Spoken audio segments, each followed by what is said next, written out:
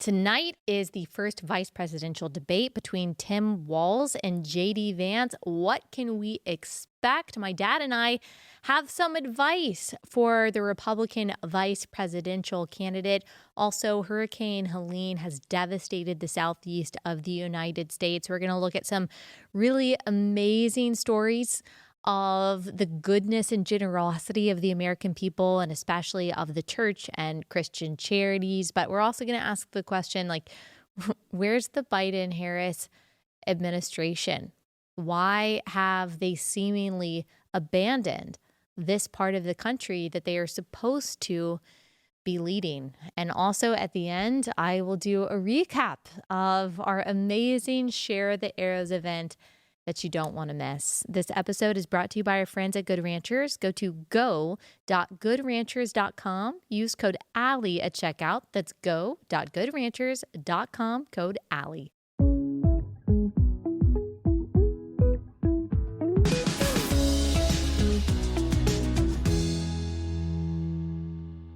Hey guys, welcome to Relatable. Happy Tuesday. Hope everyone is having a wonderful week so far. Before we get into it with my dad, and this is just an amazing conversation with him, you're going to love it, especially towards the end because it's so encouraging. But I do want to pause and just tell you about my book, Toxic Empathy. It comes out October 15th. You'll hear me talk about it a little bit more when I talk to my dad. But this is the book that you need before the election. I pushed really hard for it to come out at least a couple weeks before the election because it gives you all of the tools to have these very difficult conversations about the policies at stake with your friends, especially Christian friends. Toxic empathy is the tool of emotional manipulation that the left uses to get women, especially Christian women, to think that the progressive side of an issue is the most compassionate and moral one. And the opposite is true, and I'm going to tell you exactly why in this book, Toxic Empathy.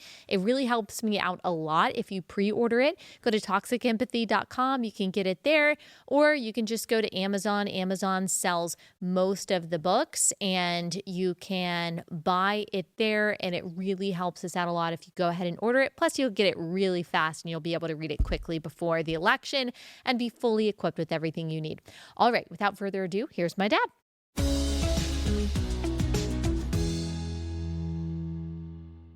Dad, welcome back to the program. Oh, thank you. It's good to be here. Okay, we got a lot to get through. First, we got to talk about the devastating effects of Hurricane Helene.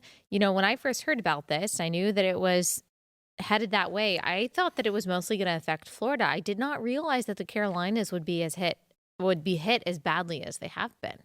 Yeah, I know. It's one of those hurricanes that usually when a hurricane hits the shore, it slows down and often breaks up. You still have a lot of rain and occasionally it'll spin off a tornado or something. But this one kept its speed up way after it got inland. And it went through quick. Now, that's part of the good news. But the challenge that the Carolinas and North Georgia had was that it had rained for a couple days before that. In fact, some parts of Western Carolina got 21 inches of rain. And so the trees that fell over weren't all about the wind. It was about the soil sometimes, and they just toppled over. In fact, we have some friends in that part of the world, and I got a text from him yesterday saying that Asheville, that he had 20 trees that looked like pixie sticks lined up in his yard. Oh my goodness. Isn't that something? In fact, even one of your fellow Blaze Zach hosts, Dasher lives up there, but Yeah. Al Robertson and his wife were up there headed to an event. They got stuck up there. Oh my goodness. They're all okay. Yeah. But they got stuck up there and couldn't get out trying to get over to their event because all the areas were blocked off. He said it was incredible. Yeah, I was talking to Zach Dasher. He's a part of the Unashamed podcast. He's a part of the Robertson family. And, you know, their church is working really hard to get people the resources that they need. Yeah. But he told me that one particular organization, Black Mountain Children's Home, Black Mountain Children's Home has been especially hard hit. They are taking donations. We can put the link in the description here so you can easily find that. But those are already vulnerable kids. And now they've been they're not hurt. None of the children were hurt, praise God. Yeah. But they've been made a lot more vulnerable, which is, of course, true of a lot of children, elderly people, in that Yeah. area. And the other thing I think we learned from that, Allie, a couple of things. One of these is a good lesson for your young listeners, which I reminded your brother of last night, is that you need to keep cash hidden away somewhere in your wallet or billfold, because if you didn't have cash, you couldn't go to the store and buy anything because all the internet and stuff was down. And in fact, I heard Zach tell a story that he happened to have cash, and so he was able to help a lot of other people because a lot of people don't carry cash anymore. Yeah. You need to carry some cash stuck away in your billfold. Never use it unless it's an emergency. But that is very good advice, I was if I have to say so. Yeah, I was talking to a mom yesterday, and we were kind of joking about if there was some apocalyptic situation, what skills we would be able to bring to the table. And we were both joking about the fact that neither of us have great apocalyptic skills. Most of the skills that we have rely on the existence of the internet. So I'm going to have to cultivate Actually, something. I disagree with that. And I don't know this other lady, but with you, I think your thinking skills themselves are pretty good. That you would just transfer into where we are. So I think, but you might want to work on some others too. She said, she has a background in speech pathology. I told her, I don't know if we need a spy to act like they have a particular accent to go into another part of the world. It's a little far-fetched, but I'm here to give everyone a job. So anyway, that's a good piece of advice. I also think you're always telling people that it's important to know how to read a map, which is probably important in times like these. Yes. In fact, because I don't know how. Everybody should buy a map of their home state and just put it in the glove compartment, which is that little thing that you open up in your car, which nobody puts gloves in. You know what you should do, Dad? You should have a YouTube video of go through step by step reading an atlas for dummies. That would be a good one. Yeah, that's a good idea. I mean, that's a good idea. You have to put it in millennial language so we can really understand. So unfortunately, in North Carolina, there are hundreds of people that remain unaccounted for. Also, don't want to forget about Eastern Tennessee. Eastern Tennessee has also been hit very hard. Over 50 hospital staff workers, along with patients, are stranded on top of a hospital roof in Erwin, Tennessee, due to life-threatening flood emergency. As you said, Asheville, we have a picture of houses in Asheville. I mean, literally, you can only see the roofs on top And there. what happens in those situations, Allie, if that part of the country, people up there are familiar with it, is that the rain comes and the mountains, it goes down the mountain and it ends up in a river somewhere, creeks and rivers. And that's where all the issues are caused. Asheville's on I think it's the Swanee River and the Broad River, all kind of close to that. And those are the ones that flood and cause all of this issue. And a lot of it's caused of the water coming, because it doesn't stay on the mountain, right? It comes down the mountain. Yeah. And floodwater itself carries so much bacteria, potential for illnesses and all of that. People are criticizing the response or lack of response from the Biden-Harris administration. President Biden spent the weekend at his beach house in Delaware. He defended to reporters on Monday, saying that he was commanding the situation via telephone. Here's that too. Do you expect Iran to retaliate? On the hurricane, Mr. President, why weren't you and Vice President Harris here in Washington commanding this weekend? I was commanding. I was on the phone for at least 2 hours yesterday and the day before as well. I command. It's called a telephone. And all my security people. Is it not important for the country to see? Thoughts? Well, it reminds me of Hurricane Katrina when President George W. Bush, he, instead of landing in New Orleans, flew over it to look at the damage because he was concerned that landing there would cause more confusion or hassle than would, to take people to divert. And he was criticized. I mean, in fact, he never recovered from it because it looked like he didn't care. Now, this was in his second term, so he wasn't going to run for re-election again, but he was criticized. And I'll notice the media hasn't criticized, other than that one brave reporter who will probably never get another question again. It's crazy. It is optics, okay? I don't question that President Biden there was phone calls that he was on talking about it. But optics are important in the world that we live in.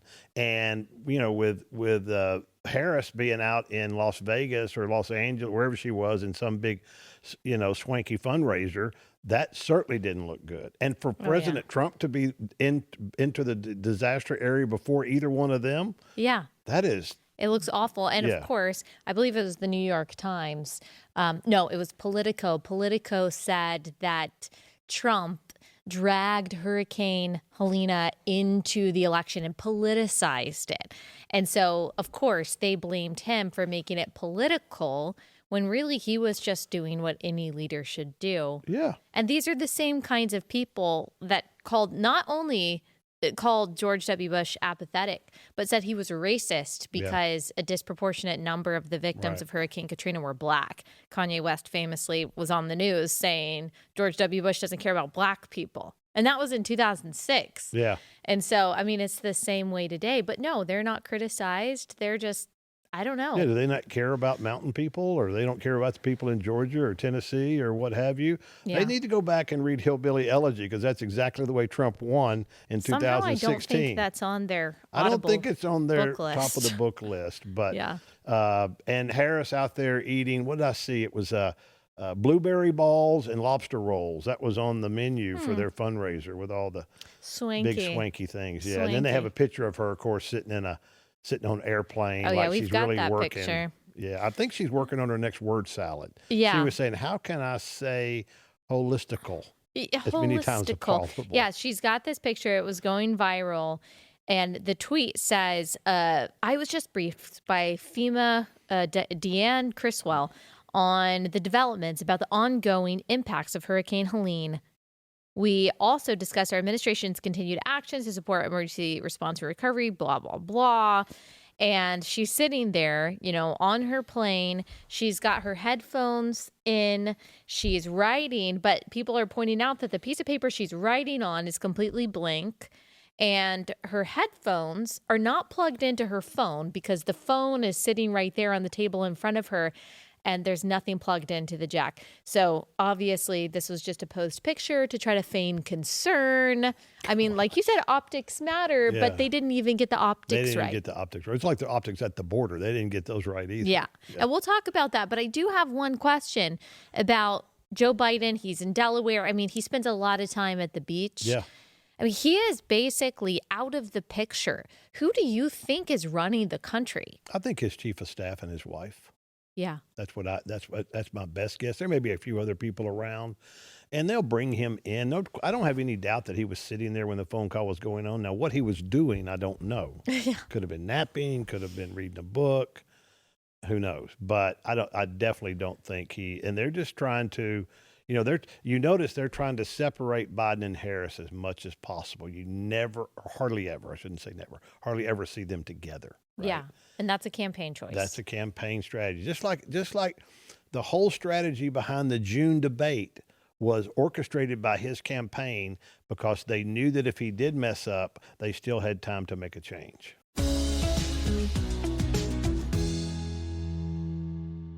Quick pause to tell you about our first sponsor for the day, and that's Adele Natural Cosmetics. Y'all, they were at Share the Arrows this weekend, and so many of you got to meet them.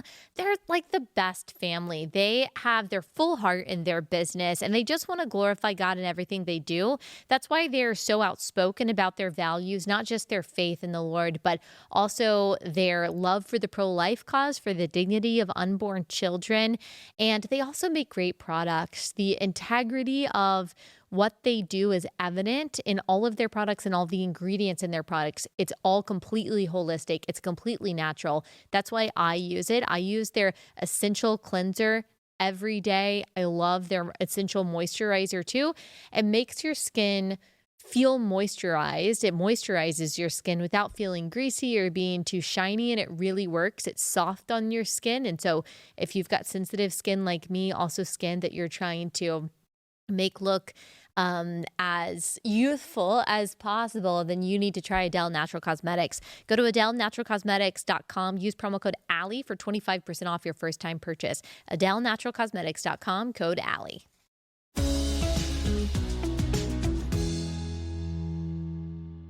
Now, Now, even if we were to look at this from a kind of a cynical, just political perspective, the fact that Harris, just from a campaign viewpoint, didn't land on the ground in a swing state like North Carolina, what do you think is behind that? I mean, surely strategically. I can tell you exactly what's behind it. What? Because her campaign is afraid if they put her down there in a live situation that's not scripted at all. Remember, they're not going to be able to fly in their supporters like they do in the restaurant things and all that type of stuff, right? Then they are afraid of what she's going to say. Yeah. Not that she's going to say something negative or derogatory like a Hillary Clinton would be afraid of, that she's going to say things that don't make any sense.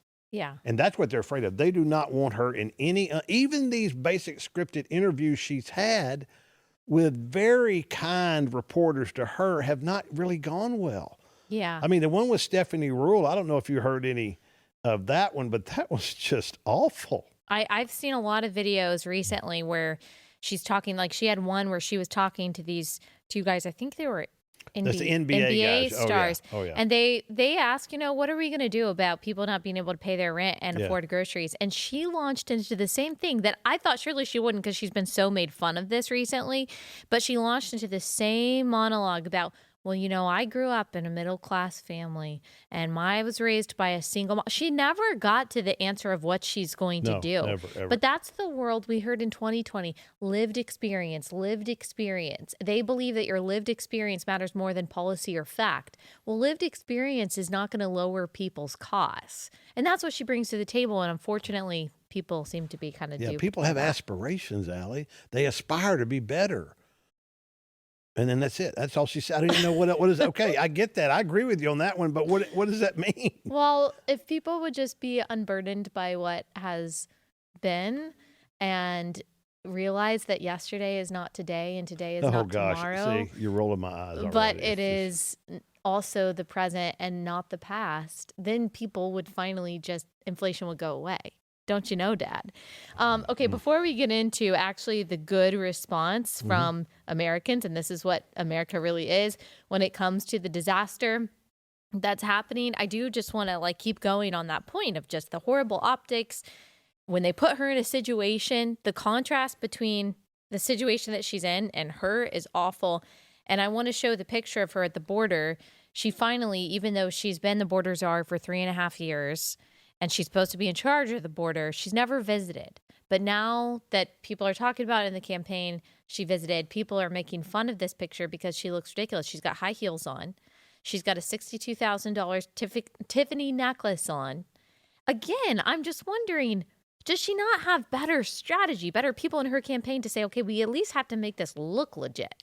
I don't think she takes advice well, based on the fact that she has a history of not being able to keep staff.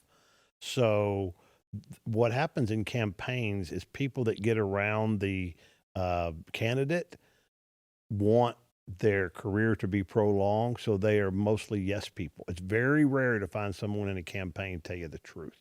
Yeah. And I think that's probably what's happened. And they probably said, you look beautiful, you look elegant, everybody will love it, and whatever. And then she claimed that she was the one that got the raise for the border agents. Yeah, which they came out right after that and said she had nothing to do with that. Yeah. And the border union, the Border Patrol Union is saying we cannot survive 4 years of Kamala Harris. We can't do it. It's already an untenable situation. Well, I don't think America can survive it, Allie, with 450,000. Now, these came out from the Homeland Security Office themselves. 450,000 illegal aliens with criminal records are on the streets in the United States. Maybe a few of them have been arrested by now, but can you believe that? 450,000. That's what I want to talk to my friends about that are actually Republicans, but have such, Trump derangement syndrome that they can't vote for him. Because this is what you're going to get. This is what you got in the last 4 years. It's already proven, and you're going to get another 400 or 500,000 to do that, and plus the 10 million that are already here.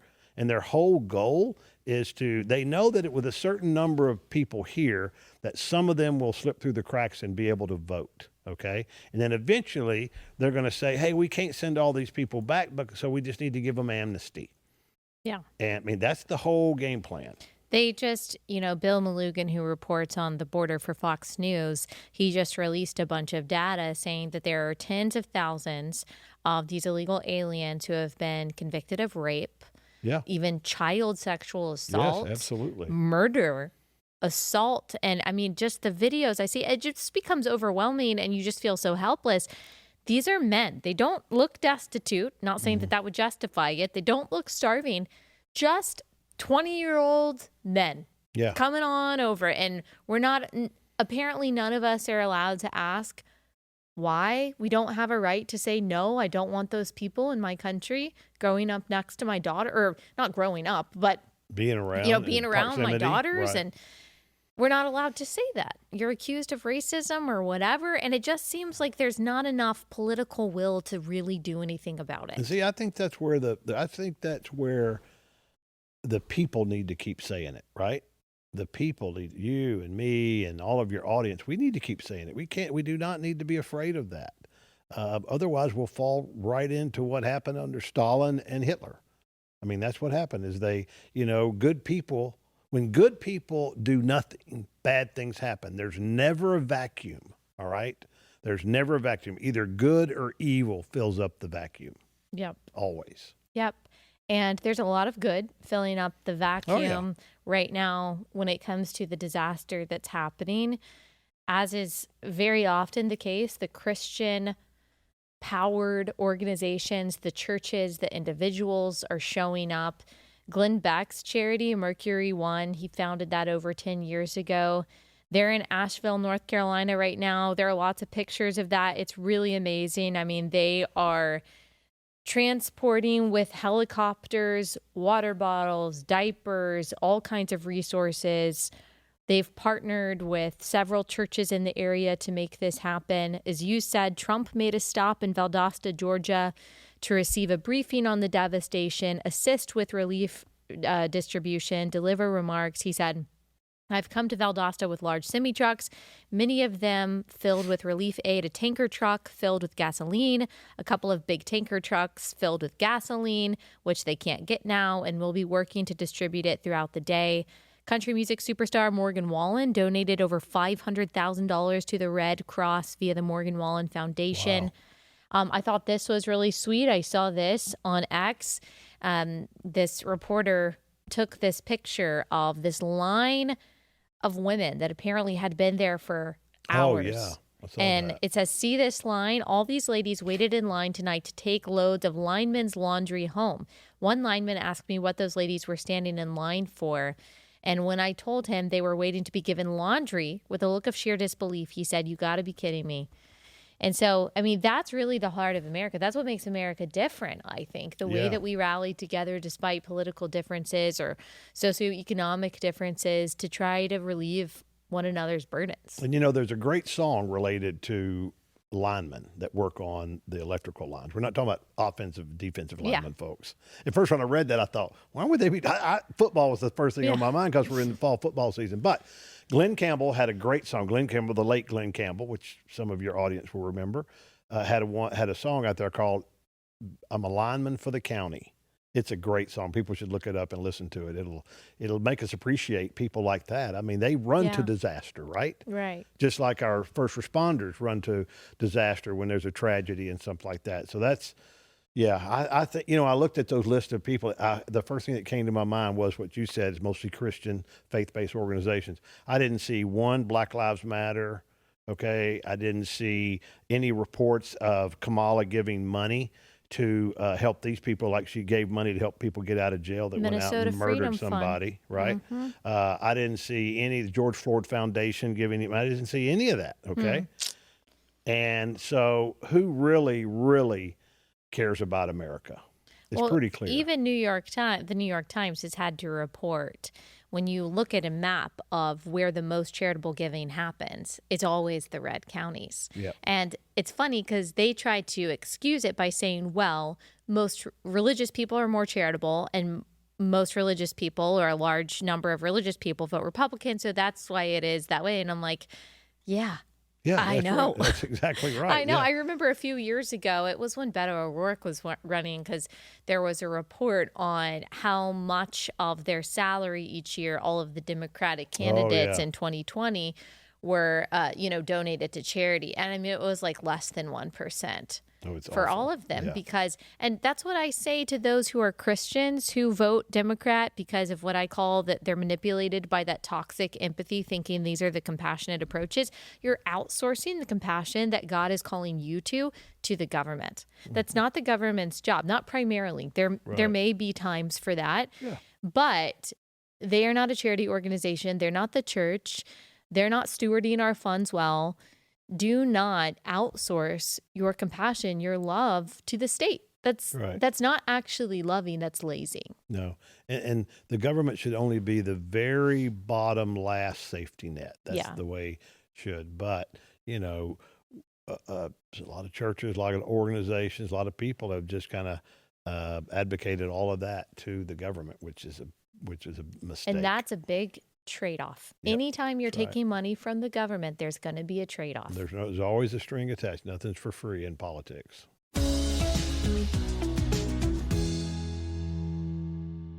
Second sponsor is Every Life. Every Life this weekend donated a bunch of diapers to the pregnancy center that is attached to the church that was our venue at the event. That's just what they do. They are also donating diapers to those affected by Hurricane Helene. And so that's where their heart is. If you go to everylife.com, you buy their Buy for a Cause bundle. You are buying wipes and diapers and other baby items for the families that are affected by this hurricane. So that's one way, no matter where you live, to be able to help these people who are in need.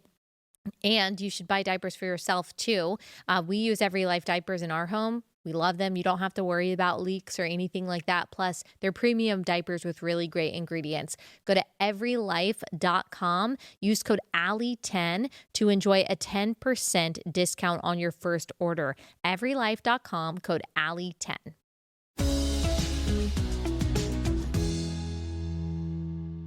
Okay, speaking of this presidential debate or presidential race, let's talk about the vice presidential debate tonight between JD Vance I cannot wait. and Tim Walz. Okay, let's just hear it. What do you think Excited is going to about happen? that. Well, here's what I think Coach Tim's going to do, right? Which he's about as much a coach as anybody. But Yeah. he is going to attack Trump the entire time. Okay. And he's going to poor mouth himself that, hey, I didn't go to Yale like you. I went to yada, yada, yada. And the moderators are going to go right along with him. Okay. There's no question they're going to do that. Who's moderating tonight? Margaret Brennan and Nora O'Donnell. Okay, got it. Both left-wingers, Yeah. of course. But I think JD Vance is such a good speaker and communicator that he will, I think at the end of the night, on the D side, they'll think that Tim's lovable. But for independents, I think that they'll realize that you want the smarter, more capable person to be one heartbeat away from the presidency. And I don't think J.W. Vance will take any bait. JD Vance. Yeah. Will take any bait at all. I don't think he'll take any bait. I think that he is definitely disciplined. I have no doubt about how smart he is, that he's going to have good answers, that he's going to be able to turn the questions around. And that was a weakness of Trump, is that he wants to answer every single bit of the question and justify himself. I don't think JD Vance will do that. I wish it had been a JD Vance versus Kamala Harris. That is part of the reason. It wasn't just that Biden and Trump, that it was so obvious that Trump was going to win. And I think Biden had basically a 0% chance to beat Trump. But they also did not want Kamala Harris to debate JD Vance because that would have been just a slaughter. Oh, it would have been. And we wanted that so bad. Yes. I know. And we can't underestimate Tim Walz. I hope that you're right and that I'm wrong, because Tim Walz, as radical as he is, because he is radical, He's going to, because they're gunning for the same people tonight. They're gunning for the middle. They're gunning for those independents. He's going to try to come across as a good old boy. Oh yeah, There's no and he question about does, that. and he will do that, and he will say, I'm a Christian, XYZ, and all of these things, and he's really good at that. He is likable. I hope JD confronts him in his answers. In other words, when it's his name to turn, I hope he talks directly to JD, to Tim Walz. Tim Walz, Yeah. right?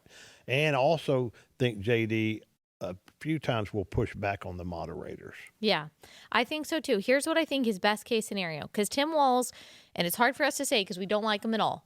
I see it though. He's likable. He's likable. He has a good stage presence. He has great comedic timing. And that's unfortunate. But that's why they chose him. He's way better than Josh Shapiro. I see that now. At first, I didn't. At first, I thought this was a gift to us because he's so radical and Minnesota is run so terribly now. But now I see it. I see exactly why they chose him.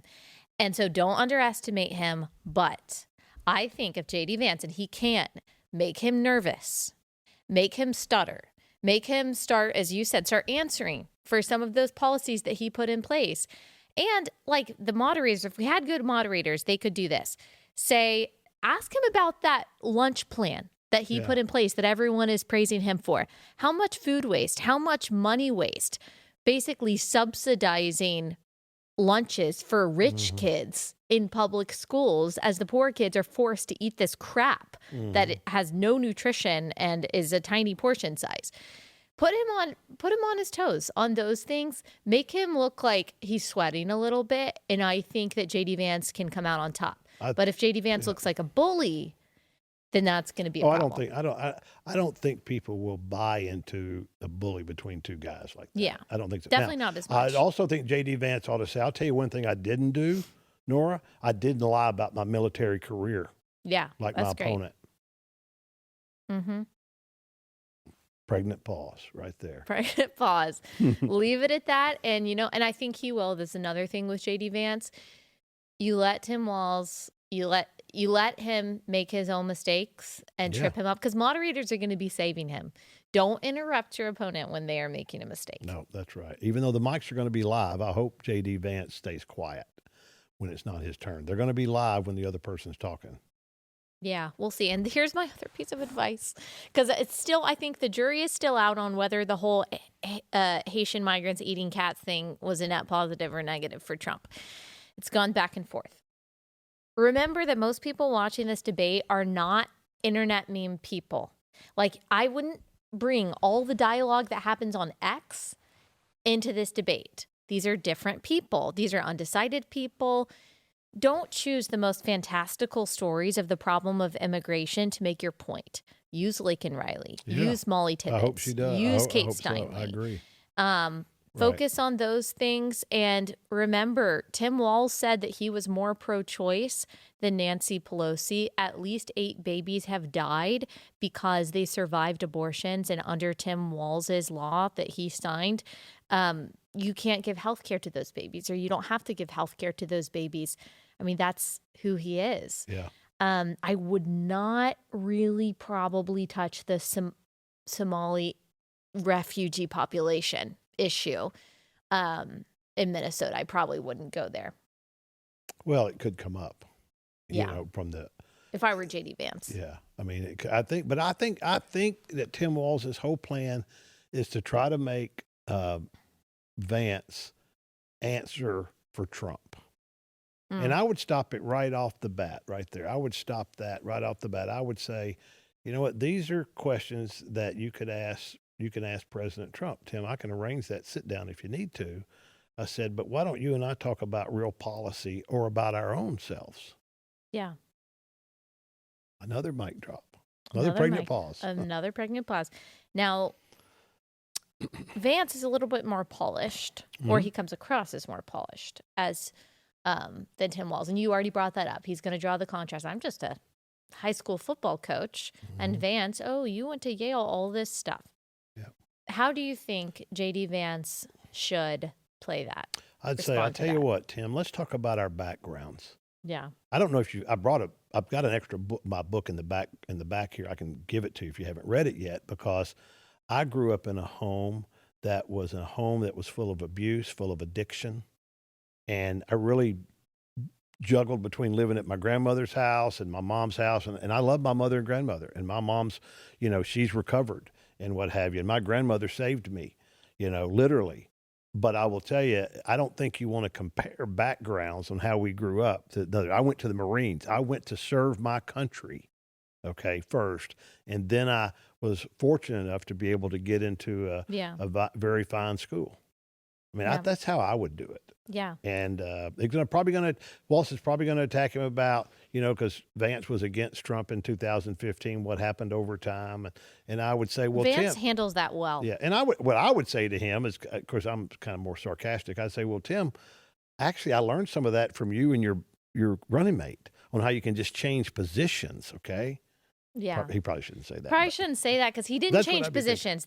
He handles that question really well.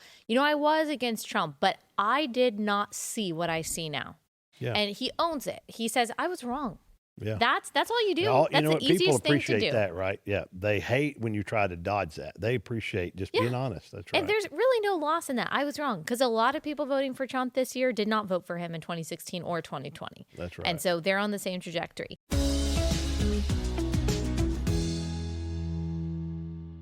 Next sponsor is Preborn.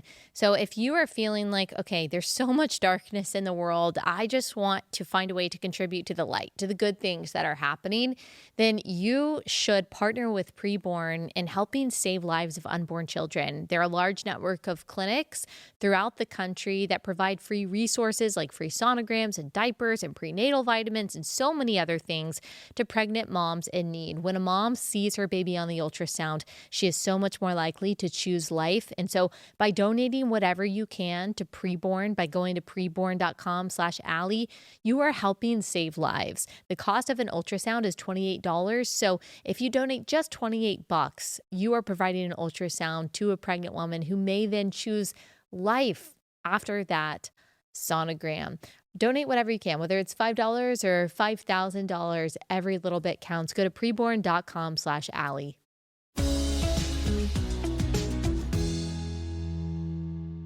Do you think this debate matters? VP debates, I'm not sure that they usually do.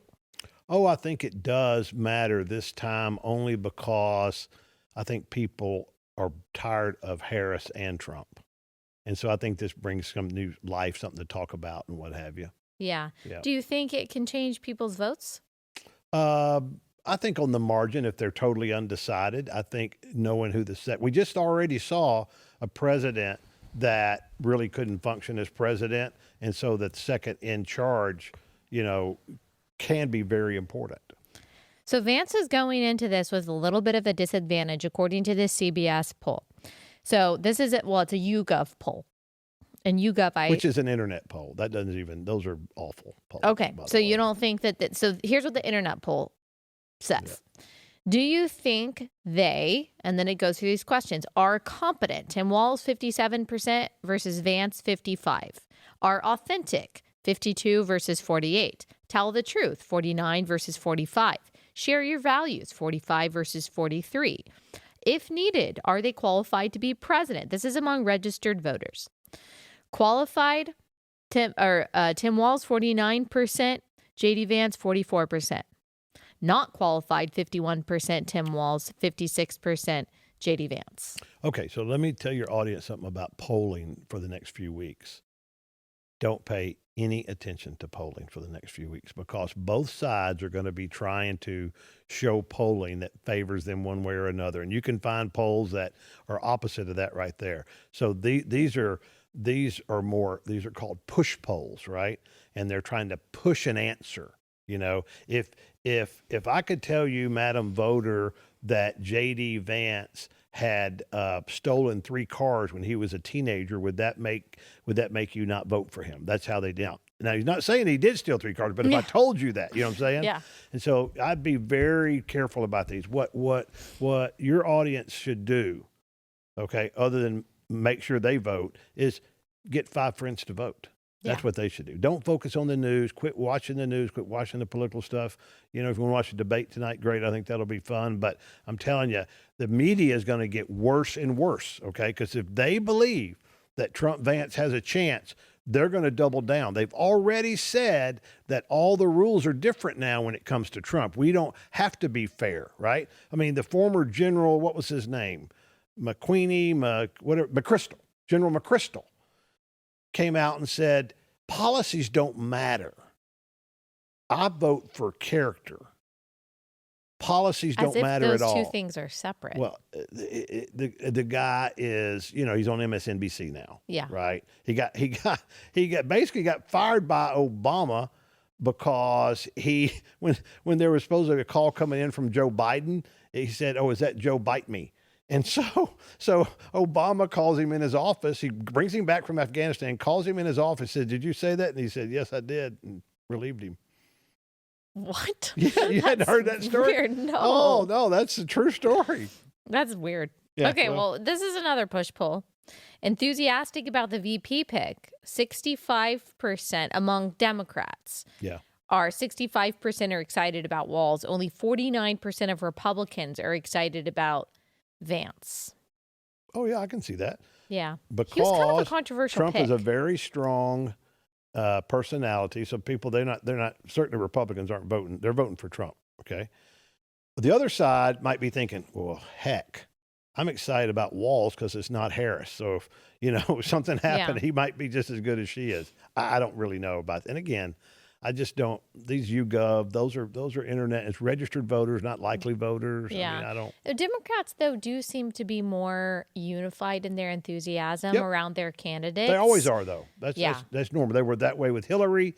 I mean, obviously they were that way with Obama, but they're that way with everybody. They're very good at that because Democrats are told not to be independent thinkers. They're told to be, you do what I tell you. That's like the Senate race in Texas, right? Colin Allred, who's running against Ted Cruz. Now, Colin Allred comes across as a pretty nice guy, somebody you and I'd probably like to sit down and, share a meal with and what have you. He went to Baylor and all that type of stuff.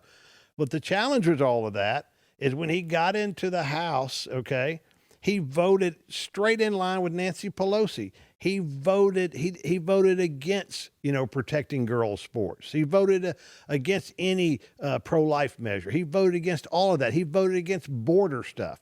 And so, but now he wants to say he's so moderate. Unfortunately, you might be that way, when you're home, but your voting is what your record is. Yeah.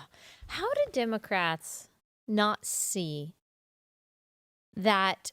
Well, I mean, I guess on both ends, on the politician end, but also on the voter end. Obviously, all these Democrats right now are running to the right of Joe Biden and Kamala Harris. Yes. But they don't vote that way. But if you're a Democrat or if you're someone who is thinking about voting for Allred or any of these Democrats, and you fancy yourself a moderate or you fancy yourself an independent, how do they not see what you're talking about? That all of this is just rhetoric. Kamala Harris is never going to care about the border. She's never going to care about the grocery prices. She's never going to do anything positive about those things.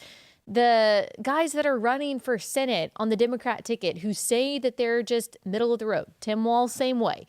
How do you not see that that's not what their policy aligns with? How do you not see that? Well, I think that most of them do see that. In this particular election, most of it comes down to I hate Donald Trump or not. Yeah. That's what it comes down to. And that's why I said that, I hope President Trump wins. I really do. But I also think he is the only qualified Republican that could lose.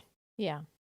I absolutely think Ron DeSantis would have mopped the floor. Yeah. With this. And it probably some others hard. too. Maybe Nikki Haley would have too. Who knows? Okay. Maybe. Yeah. I think it would have been hard for any candidate. But yeah. Well, he's just not going to make the mistakes. Now, he's not going to make the mistakes that President Trump makes. Now, he also is not going to have the enthusiasm on the Republican side. So it's a little bit of a trade-off. But it would be easier for someone like me who's trying to mobilize suburban moms who we understand that we don't like this about many suburban women, that they are, they just don't like his personality or they don't like his character or things like that. But that is what it is. And so we wouldn't have to be apologizing for those things with someone like Ron DeSantis. It would just be like, really, are you going to vote for the guy who voted for the heartbeat bill in Florida or the woman who voted against the Born Alive Infant Survivors Protection Act? Right. And are you going to vote for the sweet dad who loves his wife and loves his little kids? Or are you going to vote for the woman who sold her body for her career. Yeah. When she was told, Right. oh, which one are Right. you going to do, Yeah. Christian? This makes it a little bit more complicated. But at the end of the day, it is about policies. That is what it's we about. have to That's keep what's going to talking about. affect your It life. should be, what are the policies? What are the stands? It's kind of like they're probably going to talk about the Project 2025.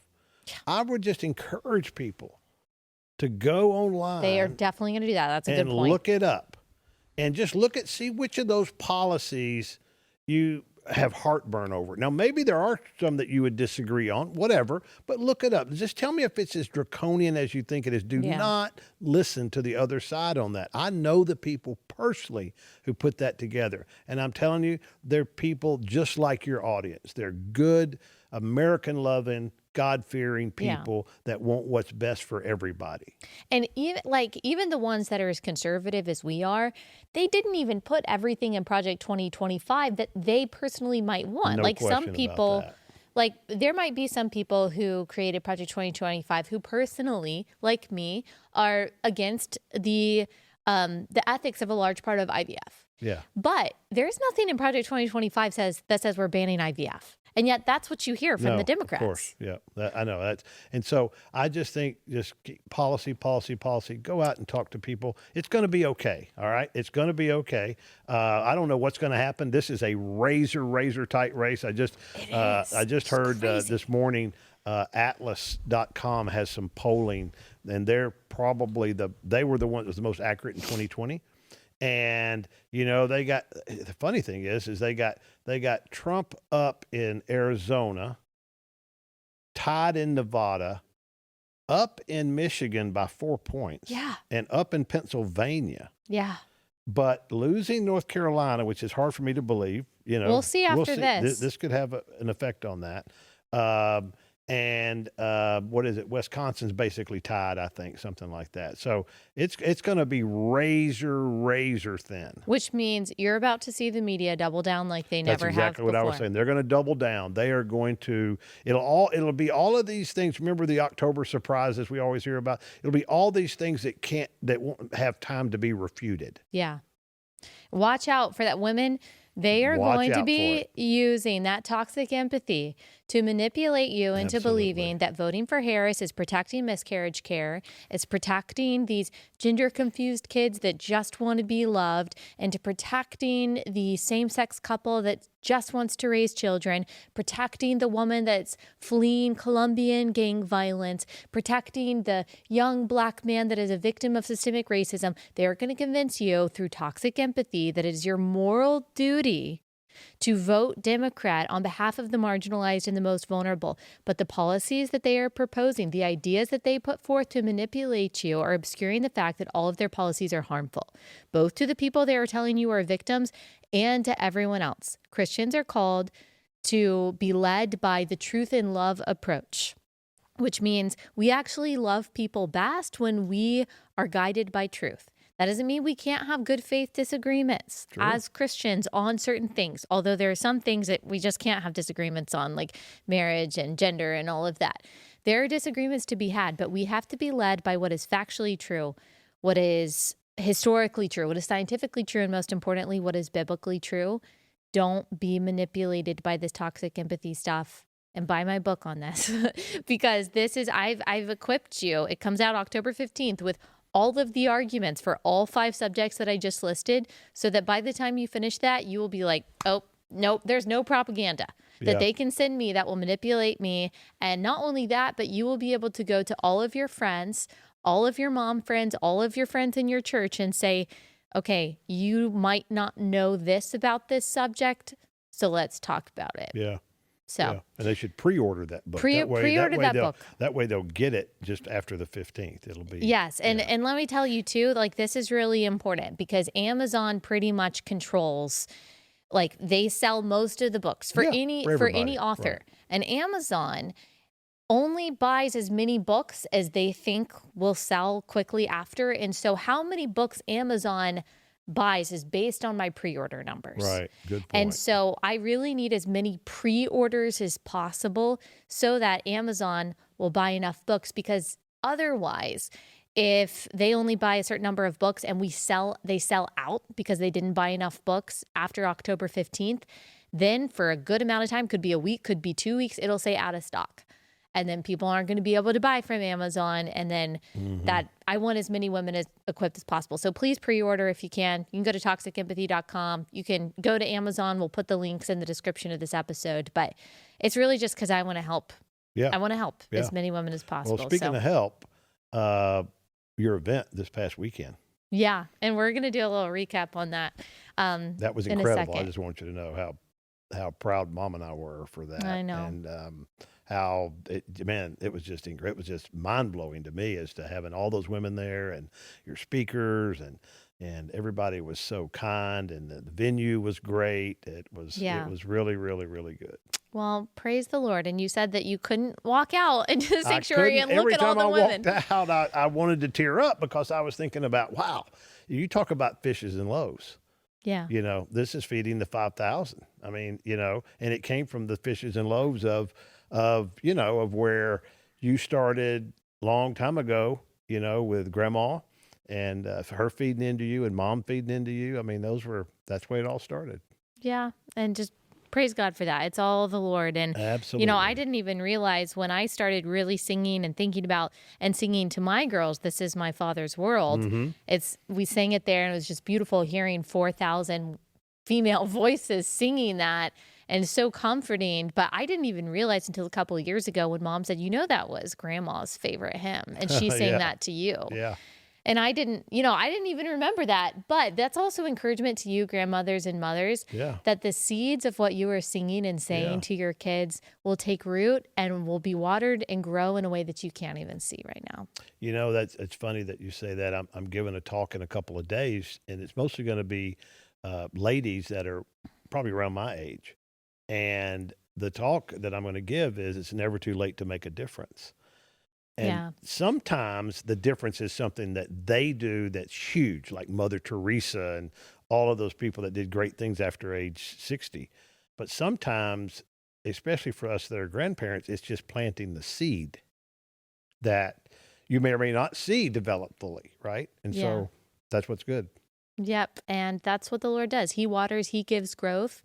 And it might not be for another 50 years that those seeds are flowered, but that's all Christians are called to do is sow the seeds of obedience. Right. So thank you so much. You bet. Dad. Don't forget about my book here. It's going to be awesome. I was about to segue you. I know, but you're slow. So speaking of 50 years, there's a speech in this book by Ronald Reagan that's over 50 years old now. It's about 50 years when he did it. And if you want to listen to it in his voice, buy the book and then also get the Audible version because that's going to be pretty cool. You can just go to my website, ronsimmons.com, and I'll give you a discount on the book and I'll sign it for you. Or you can buy it on Amazon or anywhere else that you find books. And if you should get this for the relatable in your life, especially. I mean, it's good for women too. It's got all kinds of wisdom and fun little trinkets about our upbringing and my dad's upbringing. But for Christmas too, for your husband, for your boyfriend, for your brother, for your dad, it's just, I think that a lot of men don't have mentors. They don't. And it's hard. Maybe it's harder for men, you could tell me, to seek out those mentors because they really want to feel like I've got it together. Yeah. I'm taking care of my family. I know what I'm doing. And to reach out to someone and say I need help is basically a confession that I don't know everything. Yeah. And that can be hard. Which is actually the strongest sense of self-confidence is admitting I don't know everything. And I talk about that in the book about the whole idea of the wagon, Allie, is there are different parts of the wagon, right? And mostly we, especially men, we just want to have the handle and pull along. Everything, right? Yeah. And sometimes we need to be inside the wagon with somebody else, or we need to just be pushing, following somebody. Mm-hmm. Some of the greatest accomplishments that I ever were a part of that were when I was helping somebody else. Yeah. Right? They were leading a particular deal, but they couldn't have gotten up the mountain without those of us that were the wheels that were pushing. I always remember that quote by Ronald Reagan, and I really tried to remember it and apply it because it can be so hard. But he said there's no limit to what you can accomplish if you don't care who gets the credit. Amen to that. That is so hard. And there's a C.S. Lewis quote too, and Screw Tape Letters, where the demon is talking about the enemy, which is God. And he said the enemy wants to get his children to a place where they do not care who is glorifying God as long as it's getting done. And gosh, all of us can apply that to our lives. Isn't that the truth? It's so hard. But this book is about that, about helping others succeed as much as it is succeeding in a way that is that's right. glorifying. You never know. Sometimes after our greatest defeat becomes our greatest blessings. Yeah. There's always a blessing around the corner if you're willing to look. And what Satan means for evil, God turns to good. Amen to that. Thank you so much, Dad. I enjoyed it very much.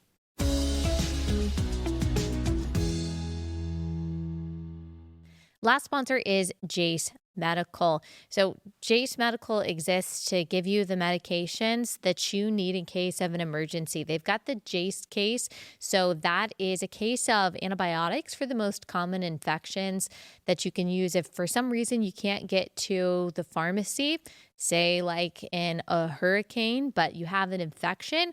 The Jace case is right there, so you don't have to have the anxiety that comes with potentially being unable to fight a deadly infection. You know that you have that stashed away in a safe place. You can even add things to the Jace case like an EpiPen or Tamiflu or ivermectin. They also have a Jace daily case where you can have a year-long supply of the prescriptions that you and your family rely on should you get into a situation, a disastrous situation where you can't get to the pharmacy, your doctor can't prescribe you medicine. So I think this natural disaster is reminding us of why the products at Jace Medical are so important.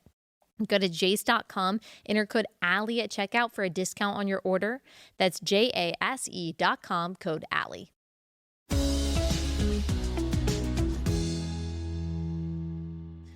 All right. I just wanted to give a recap of Share the Arrows this weekend. You heard a little bit from my dad. And to those of you who were there, thank you so much. Some of you came all the way from Canada. We had Portland. We had California very much represented. We had Minnesota. We even had from the Southeast, which obviously, as we talked about, has been so impacted by the hurricane. And yet so many of you were able to still get a flight and fly out to Texas. We had Jersey Shore, we had New York, we had Florida. We really had all over. And I'm just so thankful for the effort that you guys made to go, because I understand all of the logistics, especially if you're a mom or maybe you had to take off work to be there, and you guys made it happen. And it was such a beautiful crowd and a beautiful day. I didn't know exactly how it would go. I had no worries at all about any of the speakers. I knew that Rosaria, Elisa, Abby, Candace, Francesca singing, I knew that they were all going to bring it. And I knew that Prestonwood, the venue, was going to do a great job. I knew the Blaze team was going to do a great job. But bringing it all together, we had so many plans that were talked about in meetings and written down on paper. And yet, how things were actually going to tangibly work themselves out when you have 4,000 people going in and out, having to check their bags, go through security, show their ticket, and try to buy merchandise and other things and get seated and follow all of the rules, and then having to leave for lunch and come back all in time. And we had a limited period of time. We had to be done by 4. And I've spoken at enough conferences to know that very often these events are running 30 minutes, an hour behind. And I know we couldn't do that. And so I was worried about some logistical things. And yet, because of God's grace, the prayers and encouragement that you guys sent me, I really had a peace that passed all understanding. Even just the week leading up to it, I was so joyful and so excited and knew the Lord was going to have his way and do what he wanted to do. And he absolutely did. Everything ran so smoothly, not perfectly. There are absolutely things that we want to improve on Next year, one of them is getting more merchandise because we sold out of our CJLA Share the Arrows merch at like 9 a.m. Whoops. We didn't know that 100% of you would want them. Based on calculations, it's typically like 25% of people who attend events like this actually want to buy the merchandise. Well, it was like 100% plus. And so next year we'll get that taken care of. Some like security lines being long and things like that. But you guys handled it with so much grace. And guys, this is what I always say. My audience, I'm sorry to brag. I just have to brag a little bit. My audience is the best audience. I would put them up against any audience when it comes to enthusiasm, engagement, kindness, groundedness. If I were to use one sentence to describe my audience, it's that they're the kind of women that you would want to babysit your kids. They're the kind of women that when you're traveling with your own kids, you are praying that you sit next to someone like this because you know they'll be kind and gracious and take care of your children. I just have so many stories of the kindness of women at Share the Arrows, and I'll share some of those, but I just want to go through some of the footage and some of the pictures that we have. Maybe my favorite moment, although it's really hard to say because I had so many favorite moments from Share the Arrows, but singing This Is My Father's World, led by Francesca Battistelli with the voices of thousands of women, was incredible. Here's Shot 3. This is my Father's world. I rest me in the thought of rocks and trees, of skies and seas, and the wonders wrought. Guys, I'm about to start crying right now. It was so beautiful and such a beautiful reminder. And I got to watch some of it on and off last night because it's available for Blaze TV subscribers. If you go to sharethearrows.com/watch party, the watch party happened last night. And so people were chatting live as they were watching it. But you can still watch it now and whenever if you're a Blaze TV subscriber. If you're not, just use that link, sharethearrows.com/watch party, and you can subscribe. It'll give you a really good discount on a subscription, and you can watch the whole thing. And I just know that you're going to be impacted by it because of the grace of God, but also just the dynamic, wise teachers that we had. It was so good. So many great moments. I loved when after worship, Rosaria Butterfield was the first speaker, and it just flowed so perfectly and beautifully. And everyone gave her a standing ovation when she walked out. She hadn't even said anything yet. They just gave her a standing ovation. Same thing with Elisa Childers, because their reputation precedes them, their boldness and their wisdom precedes them. And so everyone was so excited. Here's this amazing view. This is full screen one. This is a view from above the sanctuary. Look at that. Jam-packed with 4,000 women just completely raptured. Not that kind of rapture, but just completely. I think that's Elisa, attentive to what she was teaching. Elisa's talk was amazing, by the way. I watched that whole thing last night and I was just like gripped. She's an amazing speaker. And then here's a view of the sanctuary during the Candace Cameron interview. This is Candace Cameron Bure. You can see that, and women love. She was so vulnerable. They loved what she had to say, especially just like the marriage advice. And then here's a great shot of the audience worshiping together. Beautiful, also just beautiful. I have beautiful audience members. And then I love this view from the balcony. It's just like a gorgeous shot. And yeah, gosh, the expanse, the magnitude. When I first walked out first thing in the morning, I mean, I just about lost it. I really didn't want to mess up my makeup, but I almost lost it. Just seeing y'all all standing there and clapping, seeing so many months of work come to fruition, and just the fact that you guys were there, your presence was so powerful. The Holy Spirit, his presence was palpable. I know you guys felt it. And I know you guys even felt it in sharing the stories that I was sharing on Instagram. I got so many messages from y'all saying that you were crying just looking at the pictures and seeing the messages from women. I got so many messages, but my favorite one that I think just sums up the feeling that people had when they left share the arrows. This person said, I walked out of there with zero fear of man. Praise God. And that's the sentiment that I've heard over and over again that I can't take credit for. It is just the Holy Spirit doing what he does. But I left there with no fear, with no anxiety, confident, encouraged, built up, feeling like I could take on anything that the enemy throws at me. That's exactly what I wanted, sharing the arrows together. And there was also a really funny moment. Brie, I don't know if you saw this. Did you see the moment with Brady? No, I was backstage and I had like the radio on where we were all communicating, and a bunch of us backstage only saw what was on screen. So you saw me.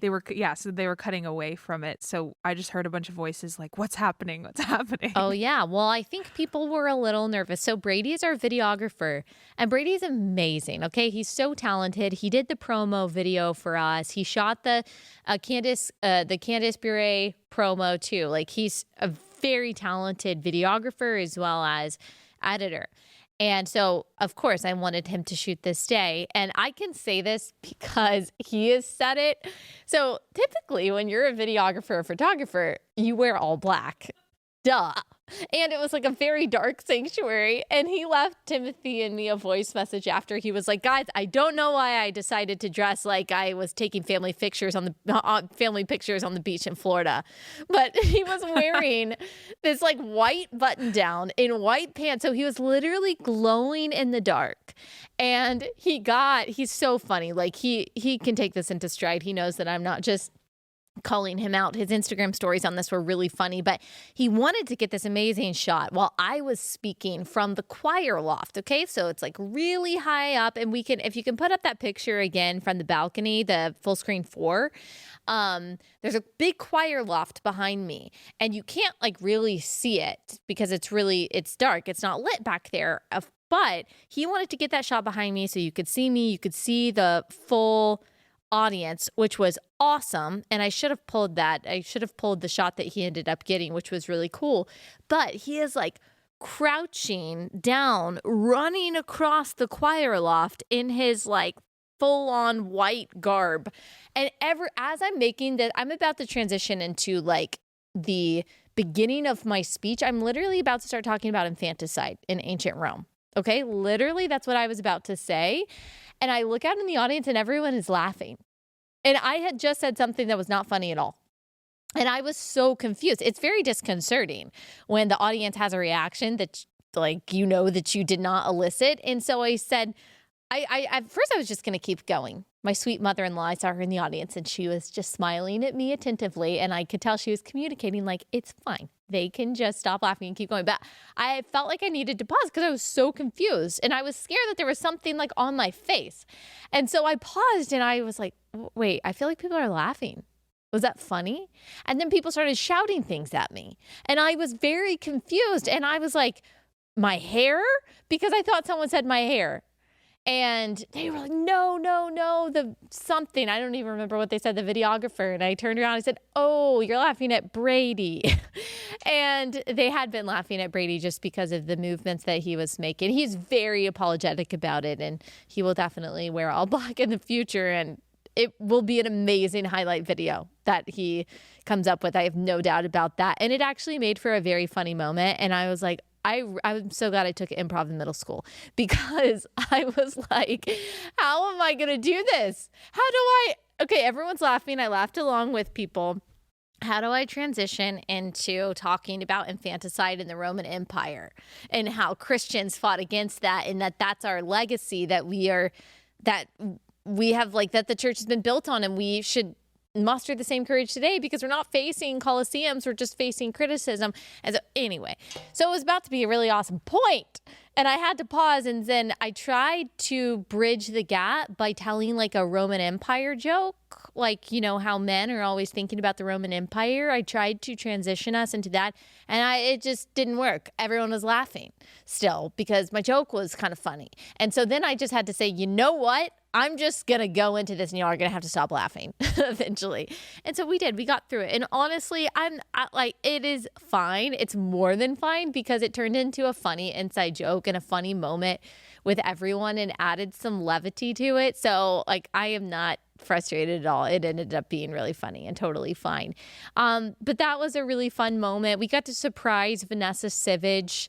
If you remember Vanessa, she sat on this couch and told her story about how she helped a whistleblower at Texas Children's Hospital blow the whistle on gender transition, quote unquote, practices happening illegally at Texas Children's Hospital.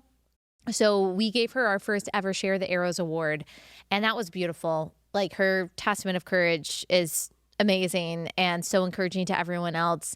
And I just want to take a moment too, just to brag on y'all's kindness and your thoughtfulness. I have, if I can pull it up, I have some amazing testimonials from people. There was one woman who said that she was trying to sing, but her baby was fussy. And the woman next to her said, why don't you let me, hold your baby and try to shush your fussy baby so you can focus on worship. She didn't know this woman, but she did. And she was able to focus on the songs being sung. There was a long line for water bottles as women were entering that morning, and it was really hard for everyone to get the water bottles that they needed before they went in, while a group of women at the front of the line decided to buy all the water bottles for everyone and pass them back to everyone who needed it. There was one of you who told me that as you were singing, it had just been a really hard year. And there's so many of you who told me the same story. It's amazing. You felt yourself just breaking down in tears because of the hardships that you've been through. So many of you told me that you almost didn't come because of the things that were going on in your life, at home, the difficulties, and you got there anyway. And when you did, you just kind of lost it in the best way possible. And that the women around you, whom you did not know, laid hands on you and prayed with you and cried with you. There were so many of you who came alone and you were nervous and you left with lifelong friends. I met groups of you who I assumed were friends because of how comfortable you were with each other. And then I was always surprised to hear, oh yeah, we just met. I'm from Ohio. I'm from Florida. I'm from California. I'm from Minnesota. And here we are. We're best friends. We're going to lunch together. I mean, that's what I wanted. That's exactly what I wanted. That's part of what sharing the arrows is. It's not always about standing with someone when something hard is happening, when they're getting unfairly maligned. It's also just building the friendships, co-belligerence in this battle. And that was accomplished. That was accomplished here. And really, I can't take credit for it. It is just God doing what he does. And we are so privileged to be the vessels of his work. And I am so excited for these women to go back to their homes, their families, their friends, their coworkers, their schools, whatever role they occupy, with the boldness that has been won for us in Christ and that has been shown to us throughout history by the martyrs, by the persecuted, by those who have stood up for truth, stood up for biblical values, whether it's Genesis 1:27 or John 14:6, for the last 2,000 years. That's how the world has changed, not through Christian cowardice or compromise, but through Christian courage. And we need Christian courage. Women need to hear about Christian courage. They don't need to be coddled. They need to be challenged with biblical truth, and that's what they got through Share the Arrows. That's part of why I started Share the Arrows, because not all content geared toward women is coddling and fluffy. I'm not saying that, but a lot of it is. And what wasted talent, what a wasted life and a wasted testimony and wasted capacity and wasted capability. If all the nourishment, which is really just spiritual junk food, that women are being fed is about self-love and self-esteem and feelings and emotions. Not all feelings and emotions are bad. I'm not saying that, but women can handle substance. We can handle hard truths. We can handle difficult, complex theological topics. Like, we can handle apologetics. We can handle being told the truth about sin and repentance and holiness. We can stand firm on these controversial truths. We don't need superficial coddling. We need God's word. And I am very thankful to say that that's what women got at Share the Arrows. And I hope and pray that we can do it again next year. If you will help me pray to that end, That's the plan. I wish I had a more excitement and definitive announcement for you. That is the plan, and I really trust that, Lord willing, He brings that to fruition. But if you would help me pray for that, because I know there's a lot of you couldn't make it this year. You got FOMO. You can go watch it online, but there's nothing like being there. And we will do everything we can to bring it to you again next year, because God is in this. And it's all His.